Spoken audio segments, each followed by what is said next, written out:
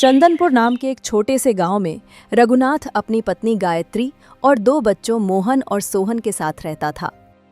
रघुनाथ ईंट भट्टे पर मजदूरी करता था। मेहनत खूब करता, लेकिन मजदूरी इतनी कम मिलती कि दिन में सिर्फ एक बार ही घर में चूल्हा जलता और कभी-कभी तो उसे भूखा ही रहना पड़ता था। सर्दियां शुरू हो चुकी थीं।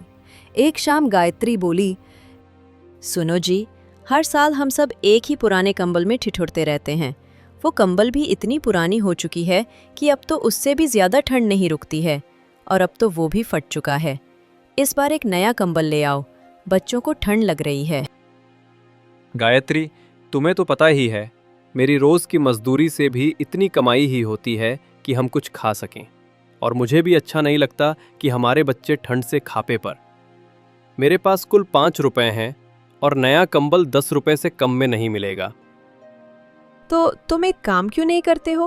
तुम्हारे पास 5 रुपए हैं और कृष्णा किसान के पास तुम्हारे 5 रुपए रखे हैं, उनसे ले आओ। रघुनाथ कृष्णा किसान के घर पहुंचा। कृष्णा दरवाजे पर बैठा होता है और जब वो रघुनाथ को अपना पास आता देखता है तो उसे कहता है, अरे रघुनाथ भाई, कैसे आना हुआ? भैया, घर में थोड़ी सी दिक्कत चल रही है। मैंने तुम्हें 5 रुपए दिए थे, अब जरूरत है इसलिए लेने आया हूँ। भाई, दरअसल मेरी भी परिस्थिति इस वक्त कुछ ठीक नहीं है। मेरे पास इस वक्त एक पैसा भी नहीं है। तुम रघुनाथ के पैसे क्यों नहीं लौटा रहे? इतनी ठंड में बेचारा परिवार कैसे गुजार करता होगा? उसने 3 रुपए रघुनाथ को दिए और बोली, रघुनाथ भाई, अभी मेरे पास 3 रुपए ही हैं, बाकी 2 रुपए बाद में दे दूंगी। रघुनाथ 8 रुपए लेकर बाजार के सेठ मधुसूदन की दुकान पहुंचा। सेठ जी, कोई सस्ता कंबल दिखाइए, मेरे पास 8 रुपए ही हैं। सेठ ने कहा, 10 रुपए से नीचे कंबल नहीं है। सेठ जी, 2 रुपए उधार रख लीजिए, मैं 2-4 दिन में दे दूंगा। नहीं भाई, मैं उधार नहीं देता। चलो चलो, औरों का भी टाइम खराब मत करो। हताश रघुनाथ दुकान से निकल पड़ा और रास्ते में चलते चलते खुद से बोलने लगा, ये मेरा कैसा जीवन है। मैं पूरे दिन काम करता हूँ बिना किसी आराम के, उसके बावजूद भी गर्मी में है गर्मी से परेशान हूँ, सर्दी में है ठंड से, और बीवी बच्चों के लिए खाने के अलावा कुछ भी नहीं कर सकता। तभी उसे रास्ते में एक बुजुर्ग ठंड से कांपता दिखाई दिया। उस बूढ़े आदमी को देख ऐसा लग रहा था जैसे वो बहुत बड़ी मुसीबत है। पहले तो रघुनाथ आगे बढ़ गया, फिर मन नहीं माना। नहीं, मैं इस बूढ़े आदमी को अकेला नहीं छोड़ सकता। क्या पता उस बूढ़े आदमी को इस ठंड के मारे कुछ हो गया तो। ये सोचकर वो फिर से लौट आया और वापस आकर रघुनाथ को उस बूढ़े आदमी को देख उस पे तरस आ गया और उसे बोला, बाबा, इतनी ठंड में यहाँ क्यों बैठे हैं? बेटा, तुम्हें देखकर लगता है कि तुम खुद किसी मुसीबत में हो, तो तुम मेरी क्या मदद करोगे? नहीं बाबा, आप बता के देखिए, क्या पता मैं आपके काम आ जाओ। सूदखोर ने मेरा घर छीन लिया है। 7 रुपए ब्याज सहित देने थे, नहीं दे पाया, अब बेघर हूं। आपके बच्चे? बेटा, मेरे 2 बेटे हैं। उनको मैंने कद्दी मजदूरी कर पढ़ाया लिखाया, लेकिन नौकरी लगने के बाद शहर जाकर मुझे भूल गए। बूढ़ा रो पड़ा। रघुनाथ ने कहा, बाबा, आज मुझे मेरे घर के लिए एक कंबल लानी थी, पर कंबल कम से कम 10 रुपए की थी, जितने पैसे मेरे पास नहीं हैं। मेरे पास 8 रुपए हैं, इनमें से 7 रुपए आप रख लीजिए। आपके पास घर नहीं, हमारे पास है। ईश्वर ने चाहा तो कंबल बाद में भी मिल जाएगा। बूढ़े ने रघुनाथ से पैसे लेकर आशीर्वाद दिया। बेटा, आज तुम खुद किसी मुसीबत में हो, पर फिर भी तुमने मेरी मदद की। ईश्वर तुम्हें सदा सुखी रखे। मैं ईश्वर से दुआ करता हूँ कि तुम्हें जीवन में सारी खुशियां मिले और तुम्हारी औलाद तुम पर गर्व करे। बूढ़ा आदमी रघुनाथ को दुआ देखकर अपने घर की तरफ लौट जाता है और साथ में रघुनाथ को भी उसकी मदद कर अच्छा लग रहा था। पर अब तक उसकी मुसीबत खत्म नहीं हुई थी। कंबल के पैसे पहले से ही कम पड़ रहे थे, ऊपर से 7 रुपए उसने बूढ़े आदमी को दे दिए थे।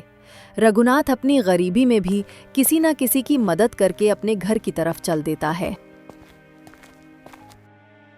रघुनाथ घर लौटा तो गायत्री ने पूछा, आपने आने में इतनी देर कैसे कर दी?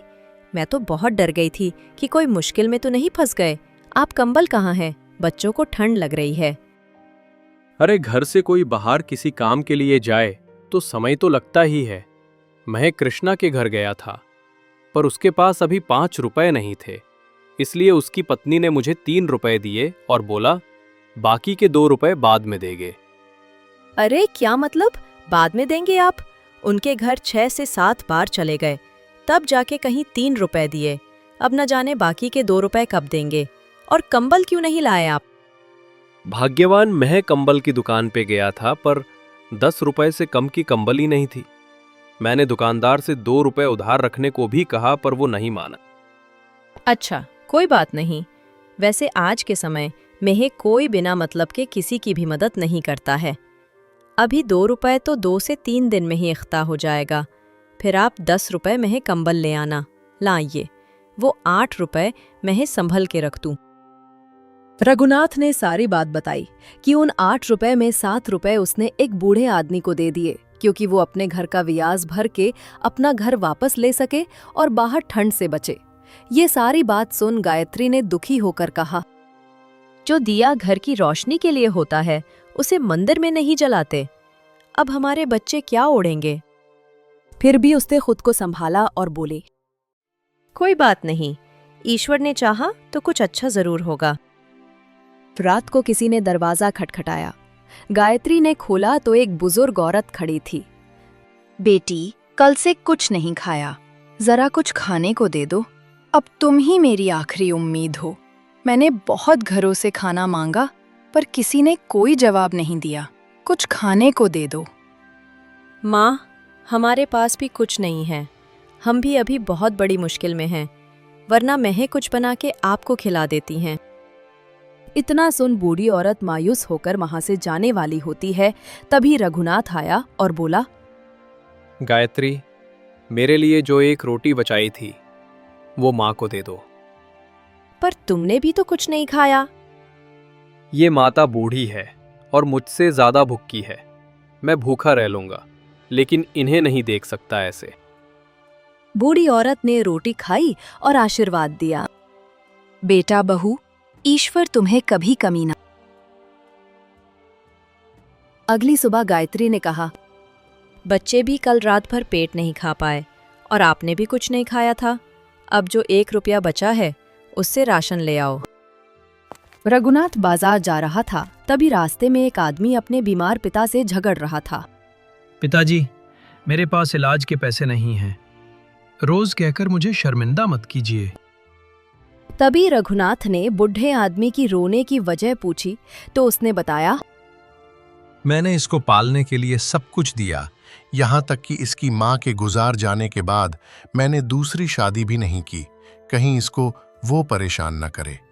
अब ये मुझे इलाज तक नहीं करा सकता। भाई साहब, मुझे भी मेरे पिताजी बहुत प्यारे हैं, पर मेरे पास इलाज के पैसे ही नहीं हैं, तो मुझे इलाज कहाँ से कराओ? ये देखकर रघुनाथ का दिल पिघल गया। उसने वही 1 रुपया उस बेटे को दे दिया। भाई, इससे अपने पिता का इलाज करवाओ। मेरे पास केवल ये 1 रुपया ही था, जिसे मैं घर वालों के लिए राशन लेने जा रहा था।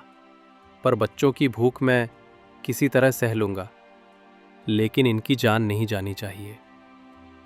दोनों बाप बेटे को विश्वास नहीं हुआ कि ये इंसान इतनी मुसीबत में भी हमारी मदद कैसे कर रहा है।